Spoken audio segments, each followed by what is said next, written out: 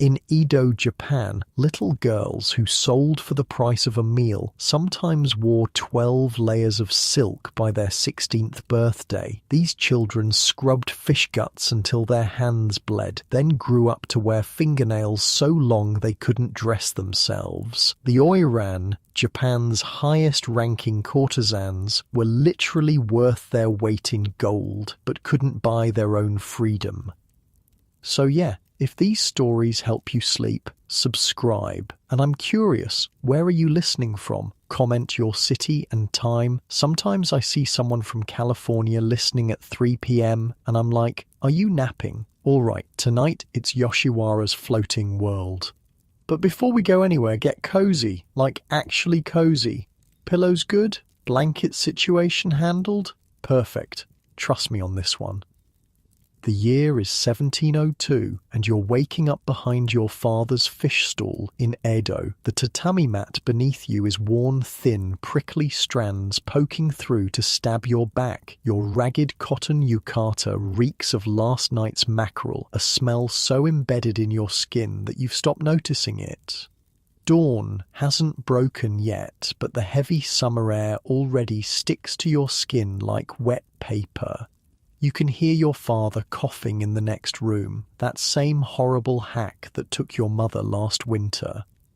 Your stomach growls. Yesterday you ate only a handful of rice and some pickled radish. The year's been hard. Floods destroyed most crops and fish have been scarce. Your father's stall barely makes enough to pay the landlord, let alone feed 2 mouths. Hey, you say to yourself, stretching your cramped legs. At least we're not eating boiled leather like the family next door. You scratch mosquito bites on your ankles and reach for the wooden bucket. Time to fetch water from the well before the morning rush. You're 8 years old, and this is the only life you've ever known. You slip your feet into straw sandals, the left one falling apart at the toe. The morning feels different somehow, but you can't place why.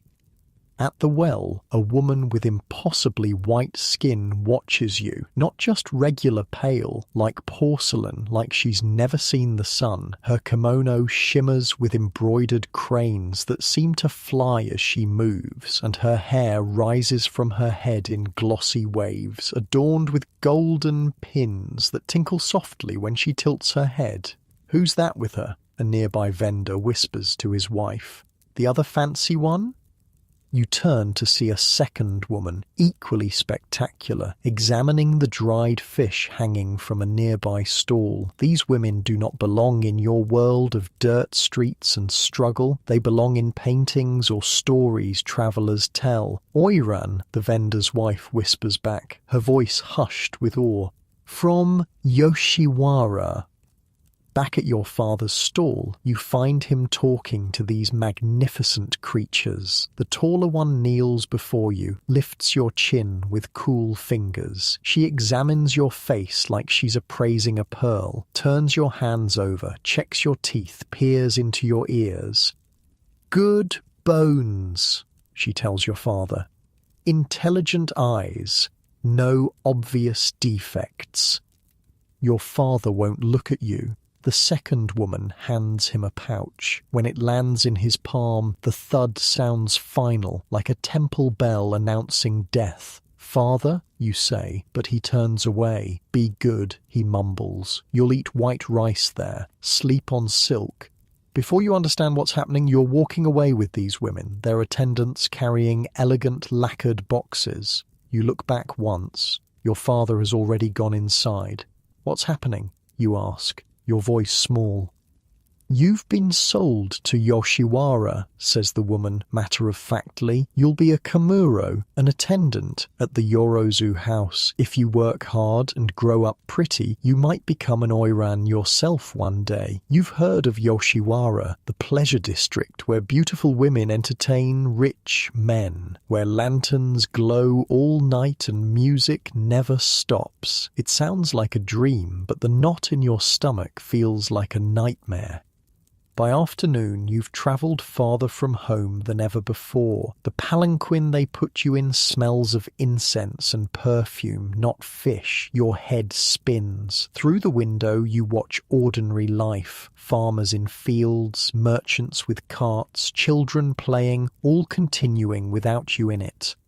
As sunset paints the sky, enormous wooden gates appear, painted bright red. Above them, golden characters spell out Yoshiwara, the floating world. Guards stand on either side, checking visitors, turning some away, but they bow to your palanquin. This is where the outside world stops, the woman tells you as you pass through, and a different world begins. The main street stretches before you, lined with cherry trees and lanterns. Women in brilliant kimonos stand behind wooden lattices like exotic birds in gilded cages. Music drifts from tea houses. Men in fine clothes laugh and call to one another. The air smells of perfume, sake and incense, so different from the fish and sweat of your old life. Nakanocho, the woman says, gesturing to the street, the heart of Yoshiwara. Your palanquin stops at a 3-story building with a grand entrance. A woman in a severe dark kimono waits at the door, her hair pulled back in a simple bun, her face creased with authority. Around her, young women scatter like startled birds. House mother, your escort explains in a whisper. She runs Yorozu House. Fear her more than demons. The house mother inspects you with cold efficiency, checking your limbs and teeth as if you're livestock. Finally, she nods. Acceptable. Take her to the Kamuro quarters. New name. She pauses, thinking. Tatsuno, little dragon. Your old name dies in that moment. You're Tatsuno now. A maid leads you through corridors fragrant with cedar and beeswax to a small back room where futons lie in neat rows. 3 girls your age look up, their faces half curious, half wary. New Kamuro, the maid announces. She'll start tomorrow. She leaves you with a thin yukata and instructions to sleep. The other girls whisper among themselves, stealing glances. Is it true? One finally asks. Do they really eat our livers if we disobey? You gasp. What? Kidding, she says with a mischievous smile. I'm Kozue. That's Momiji and Sakura. We're all Kamuro for Takahime-sama. Who's that? Only the most beautiful Oiran in Yoshiwara, Kozue says with pride. We're her attendants. Now you are too.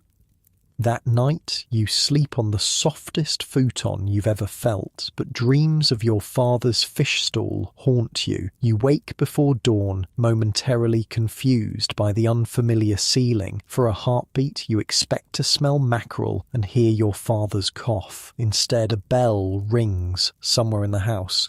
The other girls jump up immediately. Hurry, Kozue urges. We have to prepare Takahime-sama's morning bath.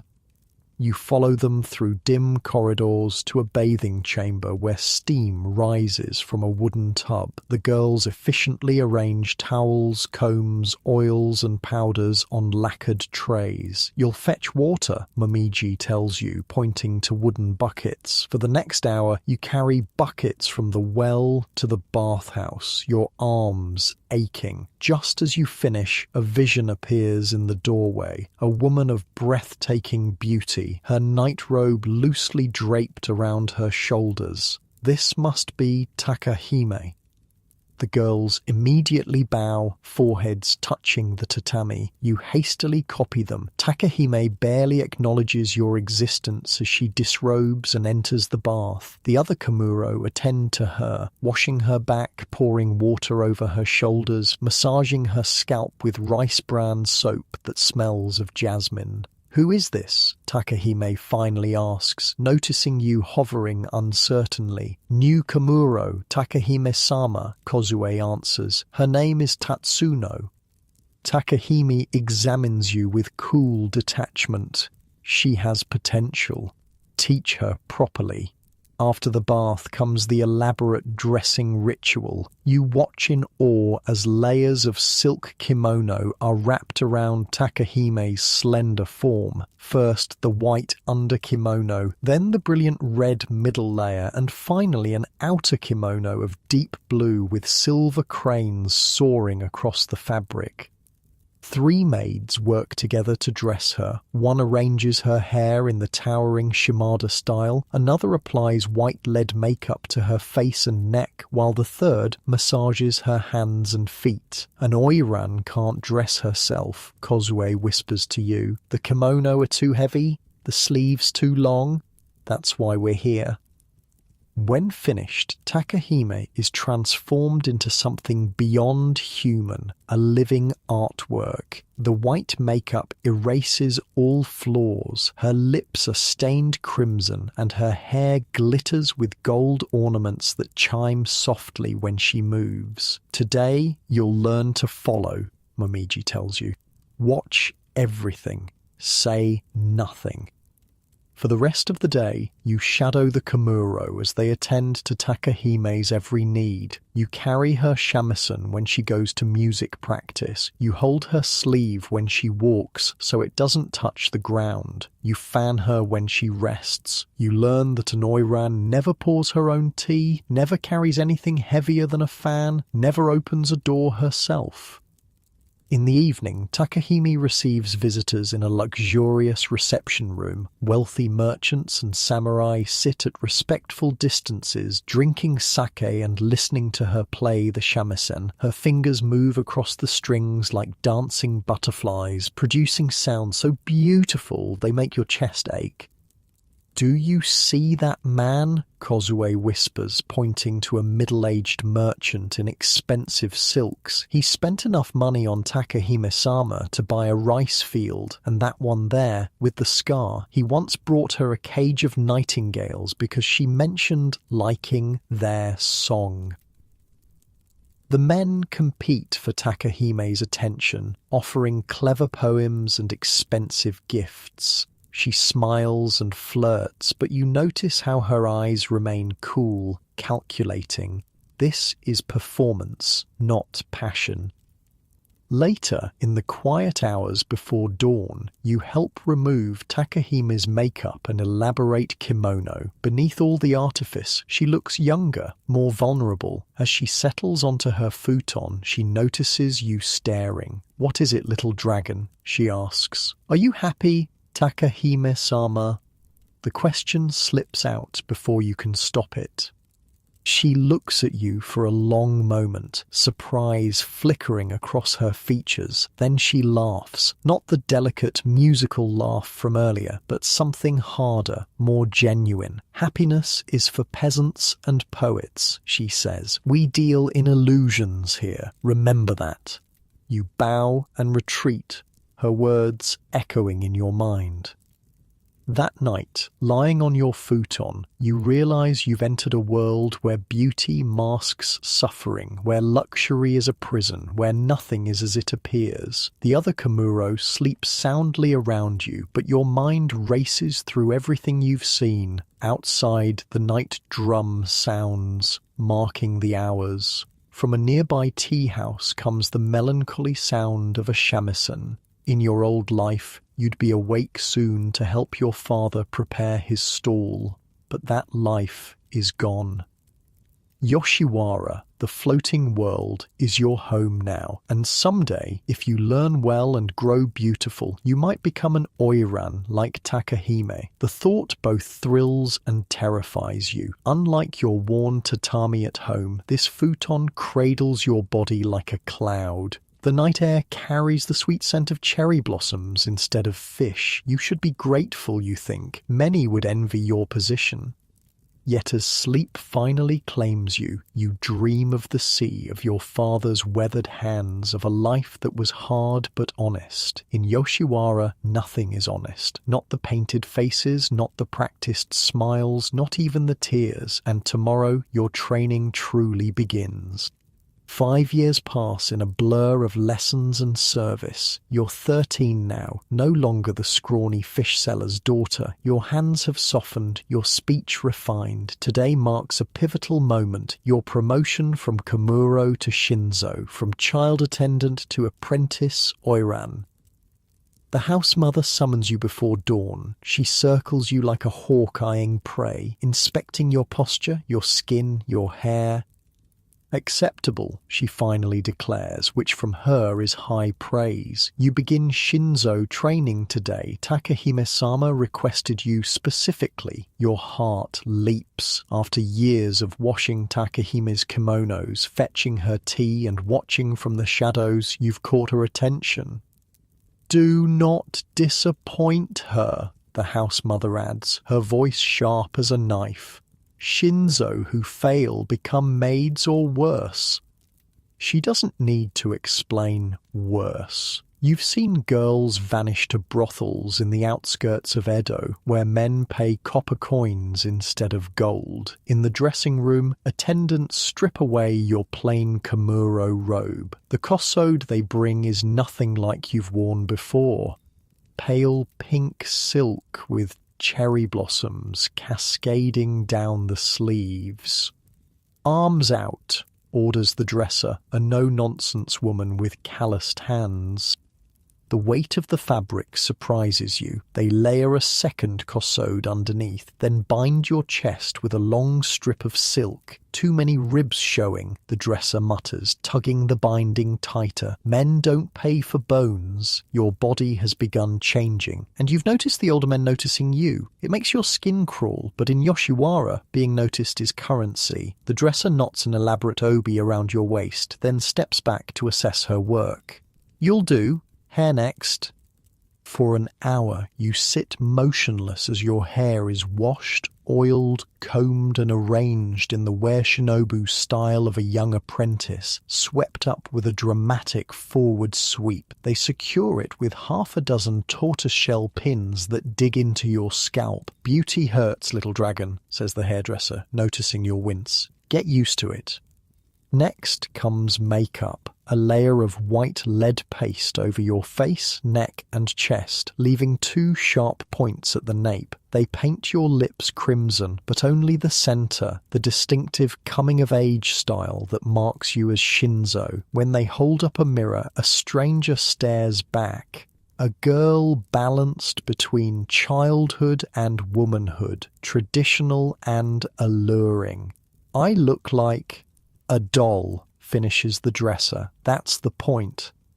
They strap wooden geta sandals to your feet, elevated platforms that add 3 inches to your height. Walking in them feels like balancing on stilts, but falling isn't an option. Don't shuffle, the dresser scolds. Glide. Takahime awaits in her private quarters, already dressed in layers of midnight blue silk embroidered with silver cranes. Her hair towers above her head in the magnificent Hyogo style, adorned with golden kanzashi that catch the morning light.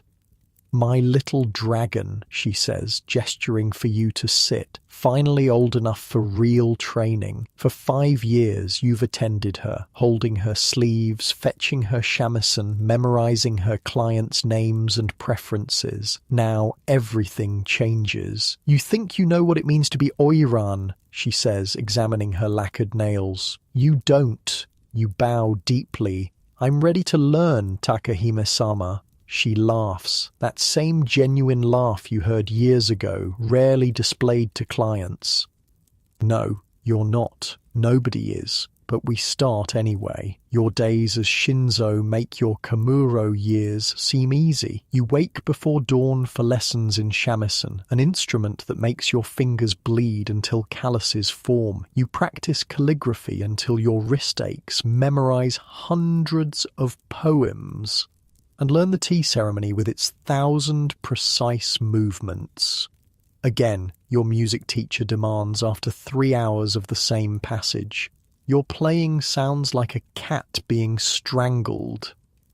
You bite back tears and try again, pressing the plectrum against the strings until your fingertips go numb. Wait, the teacher says, placing her hand over yours. Feel the music here first. She taps your chest, then let it flow to your fingers. You close your eyes, breathe deeply, and try once more. The notes flow smoother this time, though still far from perfect. Better, she says. Now do it 500 more times. Between lessons, you shadow Takahime, studying her every movement, how she laughs behind her sleeve at a client's joke, how she pours sake with her sleeve just brushing the table, how she glances down before delivering a witty retort. It's all performance, she tells you one night as you help remove her makeup. Every blink, every gesture, every word, nothing is accidental. Isn't that exhausting, you ask? Of course it is, but the alternative is worse. What alternative? Her eyes meet yours in the mirror, startlingly naked without the white makeup, being powerless. At night, you collapse onto your futon, body aching, mind spinning with poetry verses and shamisen notes. Your roommate, Kozue, also promoted to Shinzo, often cries herself to sleep. "I can't do it," she whispers one night. "My hands are too small for shamisen. My memory too poor for poetry. They'll send me away." You reach across the darkness and squeeze her hand. "I'll help you practice." And you do. Every night, when others sleep, you drill Kozue on poems, correct her shamisen finger positions, and teach her the tea ceremony steps you've mastered. One morning, the dance instructor strikes Kozue's leg with her fan. Sloppy again, Kozue trembles but holds position. You catch her eye and give an imperceptible nod. She takes a breath and executes the turn perfectly. Adequate, says the instructor, moving on. Kozue flashes you a grateful smile. Not all Shinzo are allies. Mizuki, apprenticed to a rival Oiran, watches you with jealous eyes. When you master a difficult shamisen piece before her, she accidentally spills ink on your new kimono. "So clumsy," she says with mock concern. "The house mother will be furious." Instead of retaliating, you study harder, determined to outshine her through skill, not sabotage. "She'll always hate you," Takahime observes after witnessing one of Mizuki's slights. "Some women can't stand seeing others rise. What should I do? Become so excellent she looks foolish trying to compete." 6 months into your training, Takahime allows you to observe her with clients for the first time, not in private rooms, but at banquets where powerful men gather to be entertained. You kneel in the corner, eyes downcast but missing nothing. Takahime sits at the center, pouring sake for a daimyo's son whose family controls rice shipments to Edo. Beside him, a merchant whose ships trade with the Dutch at Dejima. Both compete for her attention. "I've brought you something from China," says the merchant, producing a small lacquered box. Inside lies a jade hairpin carved with dragons. Exquisite, rare, and obviously expensive. Takahime's eyes show a flicker of genuine appreciation before she masks it with practiced modesty. "You honor me too greatly." The daimyo's son frowns. "I've composed a poem for you." He recites 17 syllables comparing Takahime to the moon reflected in water, beautiful but untouchable. It's elegant but lacks originality. "Your words touch my heart," Takahime says, exactly as if she means it. Later, you ask which gift pleased her more. "The hairpin can be sold if needed," she says practically. "Poetry pays no debts." But didn't his words mean something? "Words are the cheapest currency in Yoshiwara," she replies. "Even the poorest man can afford pretty phrases." One night you're summoned to serve tea at a gathering of high-ranking Oiran. They lounge in casual disarray, their public personas temporarily set aside. Without clients present, they smoke kizaru pipes, laugh loudly, and gossip mercilessly. Did you hear about Choyama's patron? Asks a sharp-faced Oiran named Misora. His wife finally caught him, cut off all financial support. How much does he owe the house? Asks another. 3 years' worth of visits, says Misora with a smirk. He's selling land to cover it. And they say, we're the ones who cause men to ruin themselves, laughs Takahime. Men do that perfectly well on their own.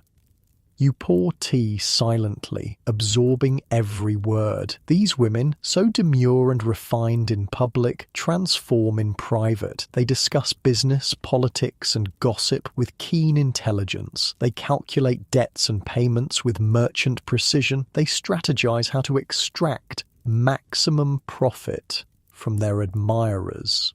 Your little Shinzo is listening too closely, Misora observes, eyeing you. Good, says Takahime. She should learn how the world really works.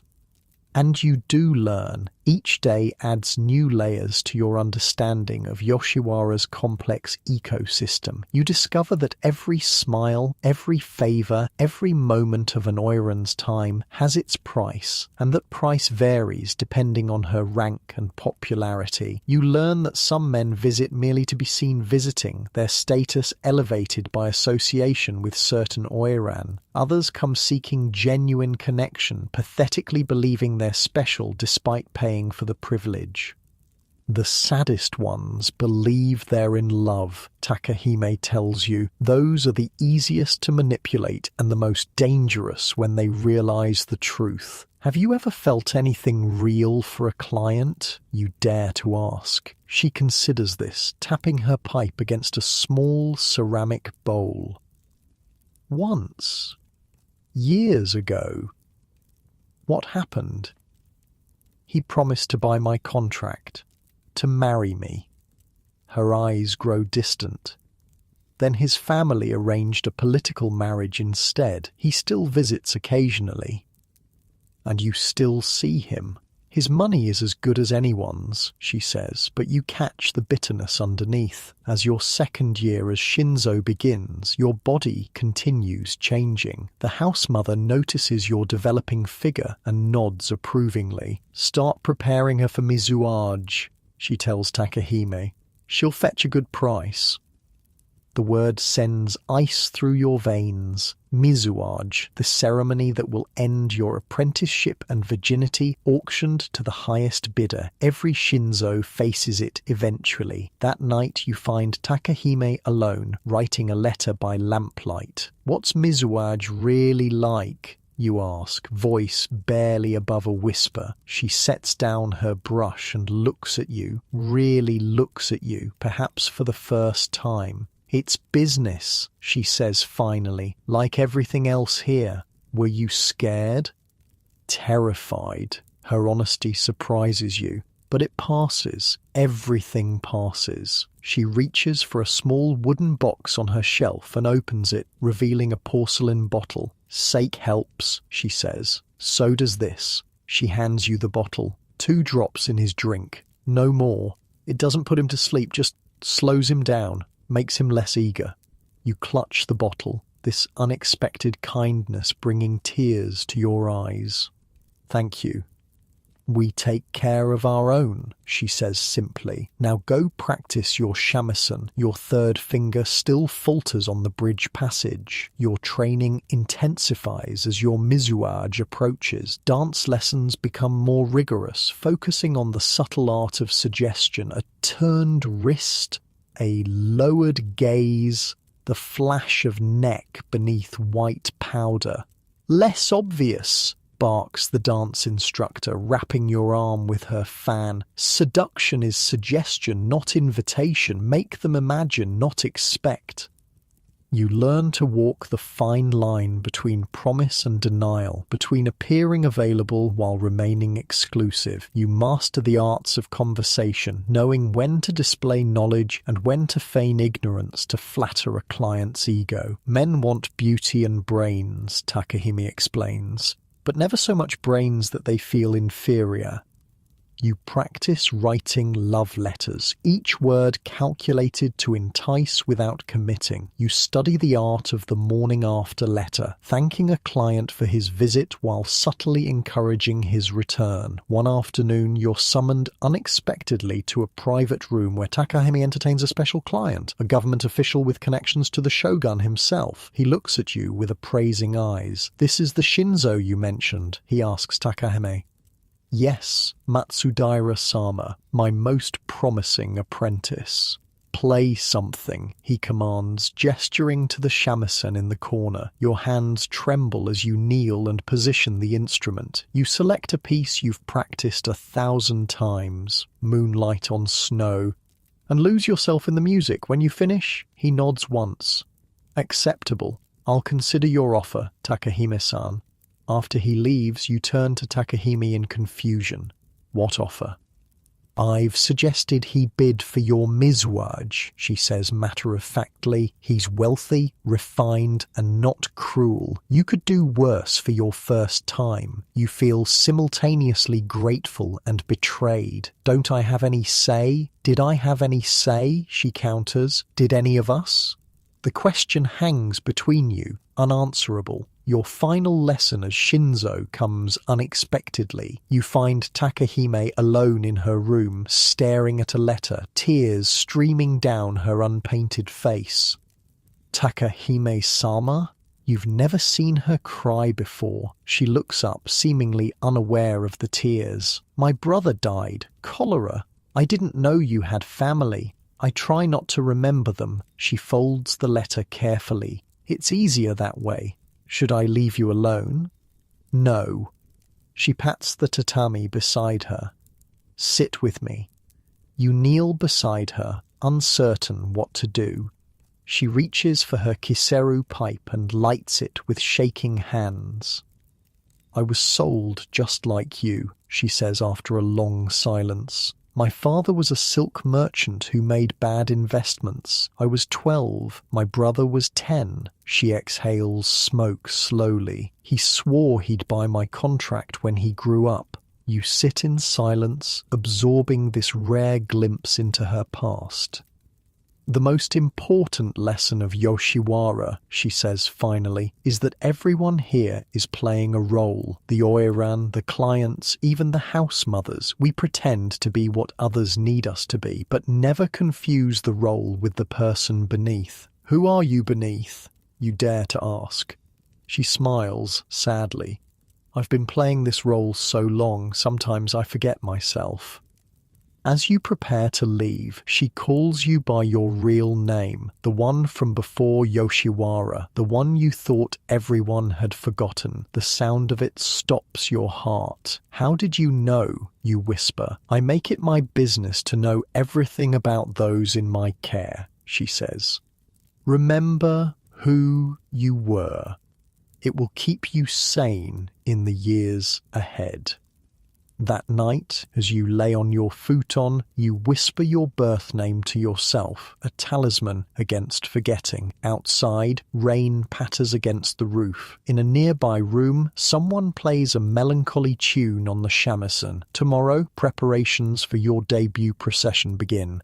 The official presentation that will mark your transition from Shinzo to full Oiran. Your mizwaj will follow shortly after. You're not ready. You'll never be ready. But as Takahime said, you'll begin anyway.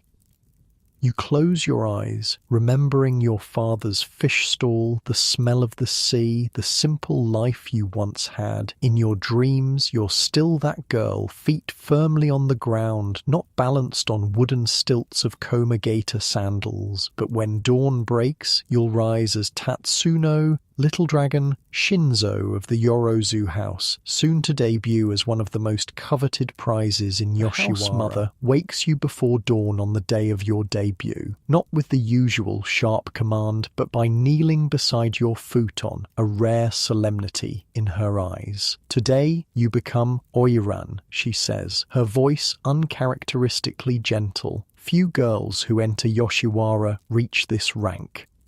You've been preparing for months. Your mizuage was sold at auction last week to Matsudaira-sama as Takahime had arranged. The bidding reached a sum that made even the house mother's eyes widen. Your virginity, it seems, is worth more than your father's fishing boat and house combined. Rise, the house mother says. Your attendants are waiting. In the bath chamber, 3 maids scrub every inch of your skin with rice bran until it stings. They wash your hair with egg and camellia oil, then apply fragrant unguents in places that make you blush. No part of you will remain untouched or unprepared. The water's cold, you complain, shivering. One maid snorts. Wait till you're walking in the procession, then you'll wish for cold. After bathing comes the most elaborate dressing of your life. Not 1 or 2 kimono, but 5 layers, each heavier than the last. The innermost is white silk against your skin. Then comes a vibrant red layer, visible only at the collar. The third is patterned with autumn leaves. The fourth shows cranes in flight. And finally, the outermost kimono, a masterpiece of indigo silk embroidered with silver dragons that catch the light as you move. The sleeves extend well past your fingertips. The hem pools around your feet. When fully dressed, you can barely move under the weight. How much does this cost, you ask, as they arrange the massive obi at your back? More than you'll earn in 5 years, says the dresser. The house owns it, not you. Remember that. Your hair takes 3 hours. The waxed structure rises like a black lacquer sculpture, adorned with 15 kanzashi, gold, silver, tortoiseshell and jade hairpins that chime softly with each minute movement. When you calculate their worth, you realize you're wearing a fortune on your head alone. The makeup comes next, the distinctive white mask of an Oiran. Lead paste covers your face, neck and chest with 2 sharp points at the nape of your neck. Your natural lips are covered completely, then redrawn smaller and blood red in the center of your face. Your eyebrows are hidden with wax, then repainted higher on your forehead. When they finally allow you to see a mirror, a stranger stares back, beautiful, untouchable, inhuman. Who is that? You whisper. That's Tatsuno the Oiran, says the dresser. The girl you were is gone. They save the most challenging part for last. Your footwear, geta sandals with blackened teeth nearly 10 inches high. Standing on them feels like balancing on stilts. Walking requires constant concentration.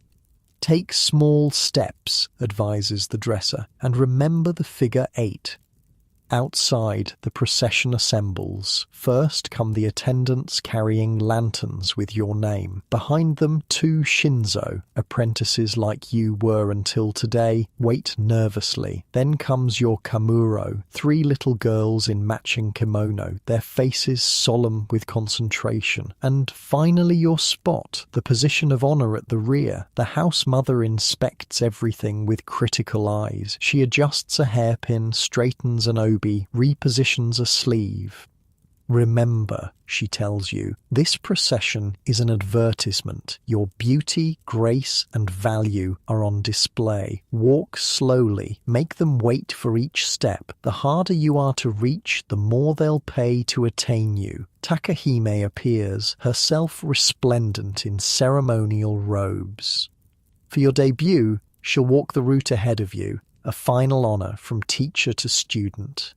Nervous, she asks, seeing your pale face beneath the white makeup. Terrified, you admit. What if I fall? You won't. Her confidence steadies you. You've practiced 1,000 times. Not with all this weight. She leans closer, her voice dropping. Know why the sandals are so high? To make us taller? To make us impossible to kidnap. She smiles thinly. Can't exactly run away in these, can't be stolen either. The house makes sure of that. Before you can respond, drums begin to beat. The great gates of Yoshiwara open. Your procession steps into the afternoon sun.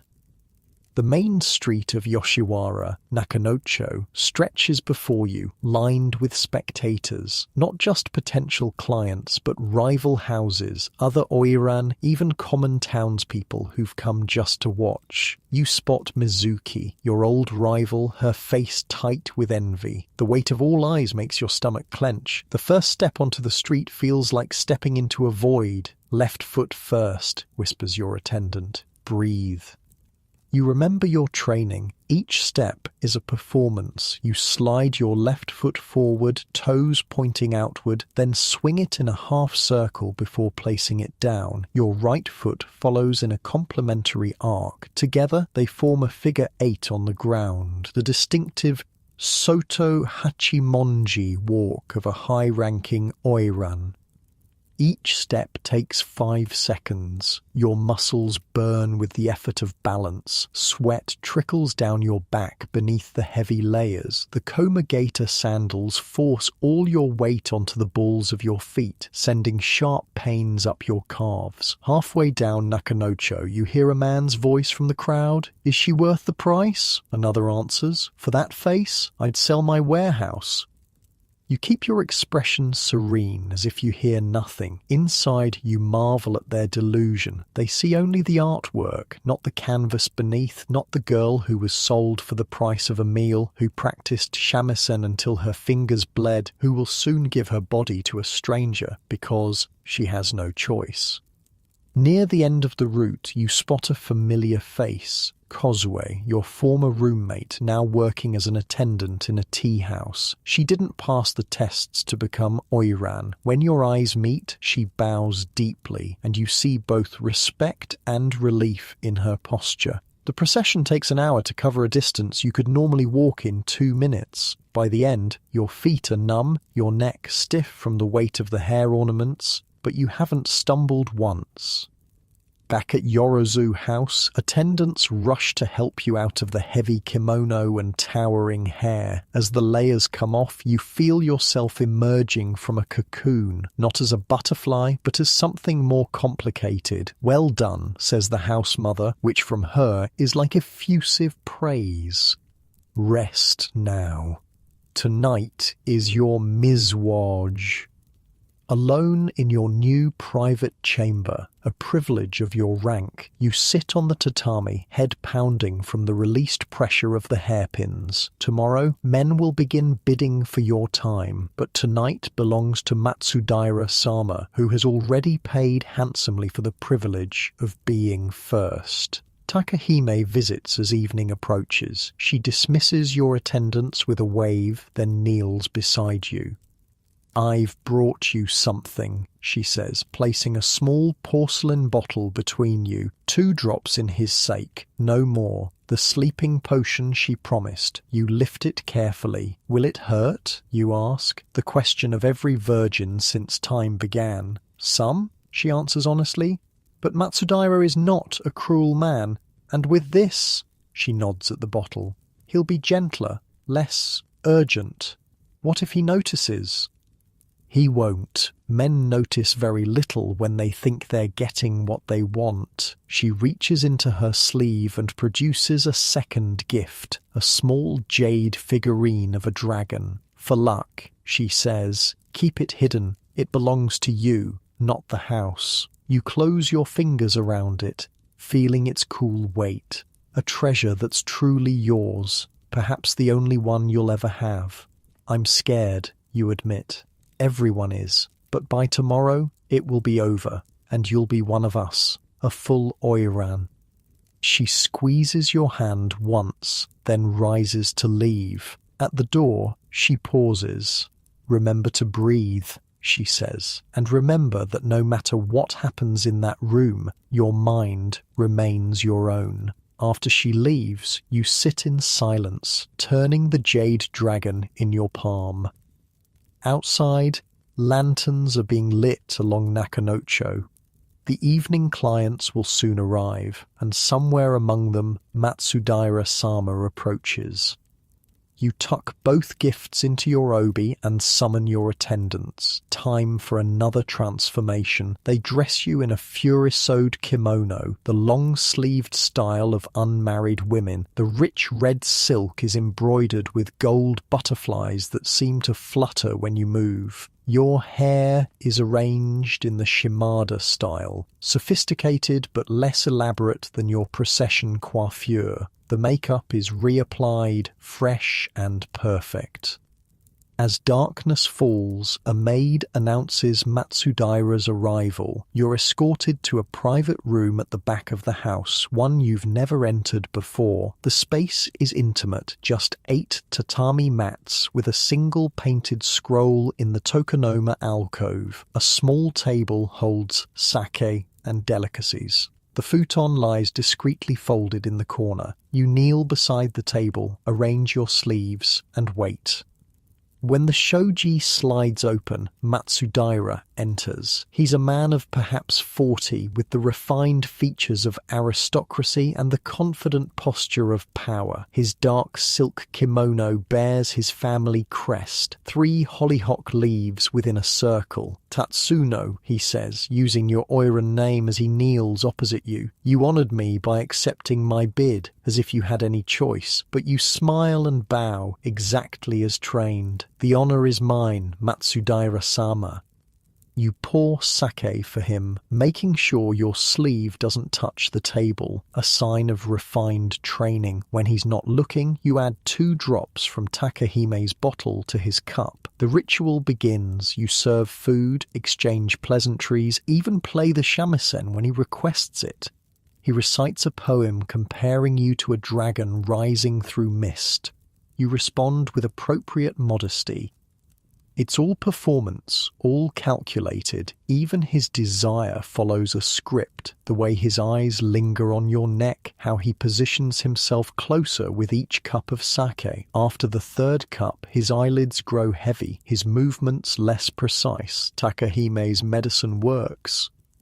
"Shall we retire?" he finally suggests, gesturing to the futon. Your heart pounds, but your face reveals nothing. You rise gracefully and walk to the futon, kneeling to unfold it while he watches. Your attendants enter briefly to help undress you both. Another ritual, another performance. When they leave, you're in a thin silk robe. He in a simpler kimono. The room feels suddenly smaller. "Come," he says, patting the futon beside him. You obey, your body moving while your mind detaches, just as Takahime taught you. Afterward, you lie awake beside his sleeping form. Your body aches in unfamiliar places. There was pain, yes, but less than feared. The medicine made him clumsy, almost tender in his reduced state. You touch the jade dragon hidden beneath your pillow and think, I survived. I am Oiran now. But what does that really mean? In the morning, Matsudaira leaves with formal thanks and a generous gift, a gold hairpin worth a small fortune. You bow and thank him appropriately, promising to treasure it always. Within an hour, the house mother has added it to her inventory. It belongs to the house, not to you.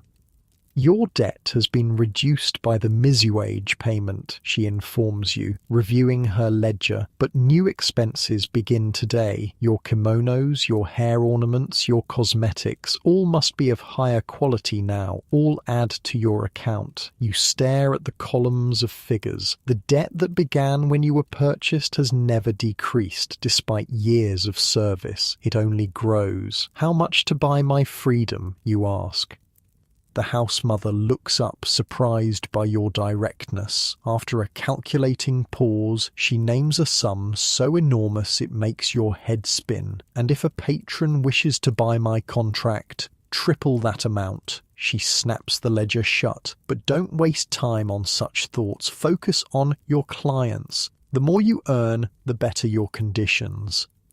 Your new status brings privileges, a private room, first choice of kimonos, 2 personal attendants, but it also brings responsibilities. You're expected to entertain more clients, perform at more banquets, maintain impeccable standards at all times. 3 days after your mizuage, you receive your first regular client, a wealthy silk merchant named Denzaemon. He's older than Matsudaira, less refined, but generous with gifts. "You're even more beautiful up close," he says, staring openly at your painted face. "I watched your procession. Magnificent. You smile and pour his sake. You honor me with your attention. I want to be your Dana," he announces abruptly, "your patron. You've been trained for this moment. A Dana pays monthly sums for exclusive privileges, first claim on your time, the right to sleep in your bed, status among his peers." "Such an arrangement requires deep consideration," you reply carefully, "and approval from the house. I've already spoken to your house mother. The terms are agreeable." Of course he has. No doubt the house mother encouraged him, seeing a reliable source of income. "Then I'm deeply honored," you say, lowering your eyes modestly. That night, he stays until dawn, talking more than touching, eager to establish his claim. When he finally leaves, you bathe for an hour, scrubbing his scent from your skin. In the following weeks, you settle into the rhythm of Oiran life. Days are for practice. Shamisen, calligraphy, poetry, dance. Evenings are for clients. You learn to gauge a man's wealth by his clothes, his generosity by his gifts, his character by how he treats the attendants. Some want only to be seen with you, parading through Yoshiwara to boost their status. Others seek confidants for business or political dilemmas. A few want the fantasy of romance, writing you passionate letters that you answer with calculated warmth. And yes, some simply want your body. Those nights you endure by retreating into your mind, thinking of the jade dragon hidden in your room, of the day you might buy your freedom. Denzaemon visits twice weekly, bringing expensive gifts and treating you with surprising respect. He speaks of one day purchasing your contract, though you've learned not to trust such promises. One evening he brings a beautiful kosode kimono, indigo silk with white herons. "For you alone," he says, "not for the house." You thank him effusively, but know the house mother will claim it by morning, and she does.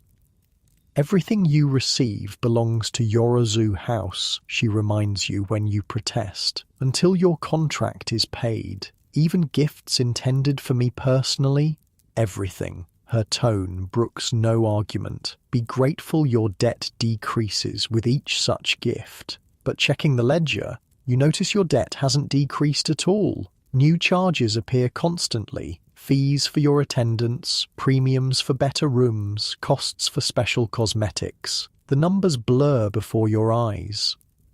Takahime finds you weeping silently in the garden one afternoon. Without a word, she sits beside you, offering her pipe. "I'll never be free," you say after a long silence. "The debt only grows." "Did you expect otherwise?" Her voice holds no cruelty, only pragmatism. "That's how the system works. It's not fair. Fairness doesn't exist in Yoshiwara." She exhales smoke slowly. "But power does, and you're gaining it with each client who falls under your spell. What good is power if I can't leave?" "Who said anything about leaving?" She gives you a sidelong glance. "There are worse prisons than silken robes and adoring patrons." You think of the fish stall, of poverty and hunger. Perhaps she's right. "Your real advantage," she continues, "is time. You're young, beautiful, and now established. Use these years wisely. Save what you can in secret. Choose your Dana carefully. Build connections. Like you have." She laughs bitterly. "I made mistakes, trusted the wrong promises. Don't repeat them." That night, as you prepare to receive Denzamen, you study yourself in the mirror. The white face of an Oiran stares back, perfect, emotionless, a canvas for men's desires. Beneath it somewhere is the girl who smelled of mackerel and dreamed of simple things. You wonder if she still exists. A maid announces Denzamen's arrival, and you arrange your features into a welcoming smile. The performance begins again. Later, lying beside his sleeping form, you mentally count your hidden treasures. The jade dragon from Takahime, a gold Rio coin slipped from a drunken patron's sleeve, a Tanzaku poem card written by your own hand, your true thoughts, not the practiced phrases you speak aloud, small freedoms, secret rebellions. Perhaps this is how you'll survive. Outside, the night drum sounds. From a nearby tea house comes the melancholy sound of a shamisen. In your dreams, you walk on 10-inch geta sandals across an endless bridge, never reaching the other side. But when dawn breaks, you'll rise as Tatsuno, Oiran of Yorozu House, and the performance will begin anew. 5 years pass in a blur of silk and ceremony. You're 21 now. At the peak of your powers as Tatsuno, one of Yoshiwara's most sought-after Oiran, your name appears in ukiyo-e prints sold throughout Edo. Poets compose verses about your beauty. Wealthy merchants compete for an hour of your company. Dawn breaks over Yoshiwara. While ordinary people begin their workday, your first task is transformation. 3 attendants enter your private chambers, carrying lacquered trays loaded with combs, oils, and cosmetics. The Nakamura brothers have requested you for a noon banquet, says Yuki, your head attendant, as she unfolds a selection of kimono, and Denzaemon-sama will visit tonight. You nod, mentally preparing for the day ahead. Denzaemon has remained your Dana these 5 years, a record of constancy that's become the envy of other Oiran. He's proven generous and relatively undemanding, content mostly with the status of being your patron. The blue one, you decide, pointing to a kimono patterned with silver waves. With the pearl kanzashi. The morning ritual begins. First, a bath scented with cherry blossoms. Then, your hair, washed yesterday and now arranged in the elaborate ginkgo leaf style favoured by top-ranking Oiran. The process takes 2 hours. You close your eyes, drifting between sleep and wakefulness as skilled hands transform you. Sit straighter, Yuki murmurs. Your neck will show lines if you slouch. Lines, the first enemy of an Oiran. You've seen how quickly women fall from favour once their skin loses its smoothness, how the most celebrated Oiran of last year now struggles to attract clients, all because of a small scar from a burning coal that landed on her cheek. Beauty is currency in Yoshiwara, and currency can be devalued overnight. Next comes the white lead makeup, applied in careful layers to your face, neck, and chest. You've learned to ignore the knowledge that it's slowly poisoning you. Many older Oirans suffer tremors in their hands, their payment for years of painted beauty. Tatsuno-sama, says a young attendant barely 12, does the makeup hurt? You glance at her innocent face, remembering your own early days. No, you lie. You get used to it. She nods solemnly, watching as Yuki outlines your lips in crimson, carefully creating the small, perfect mouth that men find so alluring, so different from your natural fullness. As they dress you in layers of silk, binding your body into the perfect Oiran silhouette, you stare at the ceiling and recite poetry in your mind. This detachment, this ability to exist outside your body, has become your greatest skill. By mid-morning, the transformation is complete. You no longer feel the weight of the kimono or the pinch of the hairpins. After years of practice, discomfort has become your natural state. Beautiful, whispers the young attendant. You smile at her reflection in the mirror. It's all artifice, you say. Remember that. The Nakamura brothers, wealthy rice merchants who control half the granaries in Edo, have rented Yorozu House's finest banquet room for their gathering. When you enter, conversation stops. 6 men kneel around a low table laden with delicacies, their eyes following your every movement.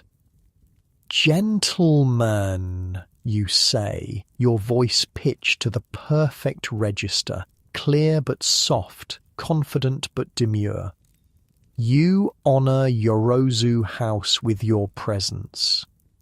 You kneel gracefully, your attendants arranging your kimono sleeves in elegant folds. The room smells of sake, cedar, and male anticipation. "Tatsuno-sama," says the elder Nakamura, a bull of a man whose crude manners betray his rural origins. "We've been arguing about which poet best captured the essence of cherry blossoms. Perhaps you can settle our debate?"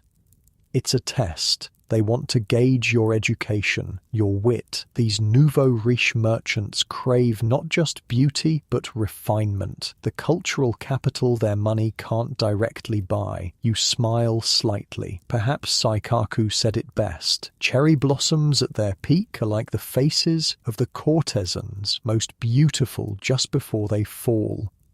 A ripple of appreciation runs through the room. You've chosen perfectly, a poet known for his observations of the floating world, a metaphor that acknowledges your profession without being crude. "Well played," says the younger Nakamura, "but I prefer Basho, Cloud of Cherry Blossoms, the temple bell.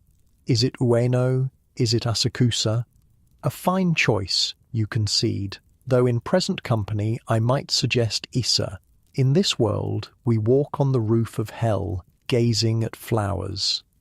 The men laugh nervously. Your wit walks the edge of propriety, exactly where you've learned to balance. For the next 3 hours, you pour sake, play shamisen, and dance the slow, seductive steps of an Oiran's repertoire. You listen to business complaints and political gossip, storing away useful information. Knowledge is power in Yoshiwara, especially knowledge of men's secrets.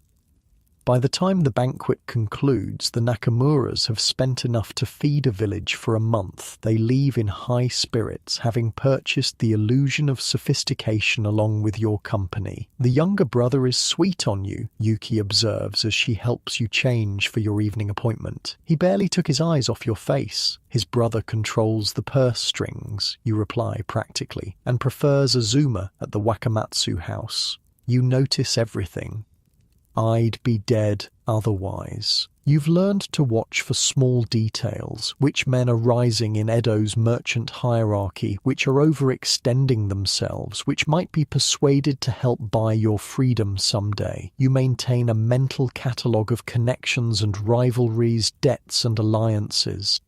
Between appointments, you retreat to your private garden, a luxury afforded only to the highest-ranking Oiran. Beneath a maple tree, hidden from prying eyes, you keep a small wooden box buried among the roots. Inside, your jade dragon, gold coins skimmed from drunken clients, a letter from Takahime, who now lives in Osaka, purchased by a wealthy tea merchant. You add a silver hairpin pilfered from the Nakamura banquet. Your secret hoard grows slowly but steadily, your only real possession in a world where everything else belongs to the house. Evening brings Denzaemon, now in his 50s but still vigorous. He's grown wealthier over the years, his silk business thriving on trade connections made through Yoshiwara's network. "My dragon," he greets you, using his personal nickname for you. "More beautiful each time I see you." You bow, the perfect picture of devoted courtesan. Denzaemon-sama, the days between your visits grow longer each time. Business demands much of me. He settles onto the cushions, accepting the sake cup you offer, but I've brought something to apologize for my absence. From his sleeve, he produces a small package wrapped in mulberry paper. Inside lies an exquisite ivory netsuke carved into the shape of a dragon, a miniature match to your hidden jade talisman. It reminded me of you, he says, watching your face for pleasure. You react exactly as expected, eyes widening, hands clasping in delight. It's magnificent. I shall treasure it always. Both of you know the house mother will claim it by morning. The game has rules, and you both play your parts. After sake and conversation, after the physical duties of an Oiran, Denzaman lies beside you on the futon, smoking his pipe in comfortable silence. These quiet moments have become familiar over the years. Not quite intimacy, but something adjacent to it. I'm considering retirement, he says suddenly. My son is ready to take over the business. Your heart quickens. Changes in a Dana's circumstances often spell trouble for an Oiran. Will you return to your home province? You ask carefully. Perhaps. He taps his pipe against a ceramic bowl. Or perhaps I'll finally make good on my promise. Promise? To purchase your contract. He turns to study your face. Would that please you? You've heard such promises before, from him and others. They rarely materialize. Men speak of freedom in the afterglow of pleasure, then reconsider in the cold light of day. It would be a greater honor than I deserve, you say, the practiced response. You don't believe me. He sounds more amused than offended. I believe your intention is genuine. He laughs softly, diplomatic as always, but this time I've already spoken with the house mother. We're negotiating terms. A spark of hope ignites in your chest, but you smother it quickly. Hope is dangerous in Yoshiwara.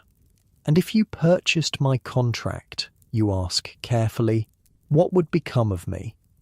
It's the vital question. Some men buy Oiran's contracts only to keep them as private concubines, a different kind of cage. You would be free to choose, he says, surprising you. I've grown fond of you, Tatsuno, perhaps fonder than is wise for a man my age, but I've had my time with you. 5 years is enough to know you deserve better than this place. You search his face for deception and find none. Could it be true? After all these years, could freedom be within reach? Why now, you ask? I'm not young anymore. Before I die, I'd like to know I've done one truly good thing. He smiles wryly, even if it's ruinously expensive. You bow your head, genuinely moved. Thank you, Denzaman-sama. Don't thank me yet. The house mother drives a hard bargain. Later, after he leaves, you sit in the garden beneath the stars, turning the ivory netsuke in your hands. Freedom. The word feels foreign on your tongue after so many years.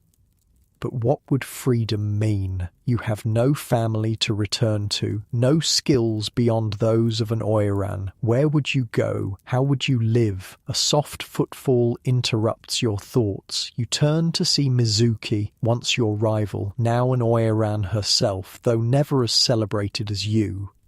Plotting your escape? She asks, settling beside you uninvited. You quickly tuck the netsuke into your sleeve. Enjoying the night air.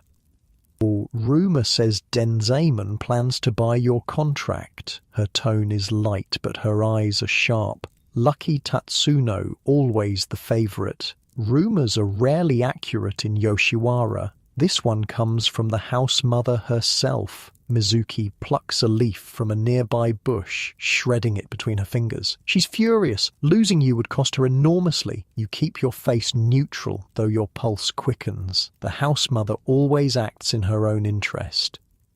Indeed, which is why I thought you should know. She's adding new charges to your account. Special fees for your garden, premium rates for your attendance. She's doubling your debt to make your purchase price impossible. The spark of hope withers. Why tell me this? Mizuki shrugs. Perhaps I enjoy seeing the mighty Tatsuno brought low. Or perhaps she leans closer. Perhaps I'm tired of watching women trapped in this place. You study her face, searching for the malice that characterized your early interactions. Instead, you find something unexpected. Solidarity. Can you prove this? You ask. Her ledger is in her private chamber, the one with the red lacquer lock. Mizuki stands. I've said too much already. After she leaves, you sit motionless, mind racing. If what she says is true, your freedom will forever remain just out of reach. The house mother can simply keep adding to your debt faster than anyone can pay it off, unless a dangerous plan forms in your mind. The house mother's chamber is forbidden to everyone except her personal attendant. The punishment for entering without permission is severe, perhaps even fatal. But your Tatsuno, celebrated Oiran of Yorozu House, you've survived worse odds. The following morning, you send your attendants on various errands, claiming the need for solitude to compose poetry. Then you change into a simple maid's kimono, kept for the rare occasions when you visit the outer districts in disguise. The house mother's chambers occupy the best location in Yorozu House, a corner room overlooking both the main street and the private garden. At this hour, she's meeting with suppliers in the reception hall. You slip down the corridor, heart pounding. The door slides open silently beneath your touch. Inside, you find a space of surprising austerity. Few decorations, plain tatami, a single calligraphy scroll. The only luxury is a massive tansu chest against the wall, its red lacquer gleaming. The lock is simple but sturdy. You remove a hairpin from your sleeve, not an ornamental kanzashi, but a plain steel pin used by common women. Takahime taught you this skill years ago, though you've never had cause to use it until now. After several tense minutes, the lock clicks open. Inside the chest, you find neat stacks of ledgers, one for each Oiran in the house. Yours is embossed with gold. The columns of figures confirm your worst fears. Your debt has indeed doubled in recent weeks. Mysterious charges for special services and premium accommodations that you never requested. At the current rate, you'd need 15 more years to pay it off. By then, your beauty would be faded, your health likely ruined by the lead makeup and hard living. You hear footsteps in the corridor and freeze. Quickly, you memorize the most damning figures, then replace the ledger and close the chest. You're halfway to the door when it slides open. The house mother stands in the entrance, her face a mask of cold fury. "Tatsuno," she says, voice deadly quiet. "What are you doing in my private chamber?" Your mind races. Denial would be useless. Instead, you drop to your knees, pressing your forehead to the tatami. "Forgive me, mother. I came to beg for your wisdom." In a maid's kimono, without permission, her skepticism is palpable.